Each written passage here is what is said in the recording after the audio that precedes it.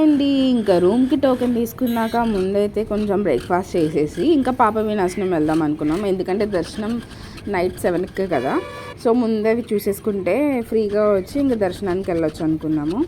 ఇంకా పాప వినాశనానికి అయితే ఫస్ట్ బస్ అయితే ఎక్కేసాము వెళ్ళటానికి. ఇక్కడ రోడ్స్ అవి ఎంత బాగున్నాయో, చాలా ప్లెజెంట్గా ఉన్నాయి. అండ్ మొత్తం చుట్టూ గ్రీన్గా మధ్య మధ్యలో లావెండర్ కలర్ ఫ్లవర్స్ చాలా బాగున్నాయి. చాలా మంది వస్తున్నారు ఇక్కడికి చూడటానికి. అండ్ రోడ్స్ కూడా ఎక్సలెంట్ అనమాట. అసలు ఫొటోస్ దిగాలంటే this is the best place. నేనైతే ఫొటోస్ కానీ వీడియోస్ కానీ తీసుకుందాం అనుకున్నాను, బట్ ఎక్కింది బస్ కదా, సో వాళ్ళు ఎక్కడ పెడితే అక్కడ ఆపరు. ఈసారి కార్లో వచ్చినప్పుడు తీసుకుందాం అనుకున్నాను.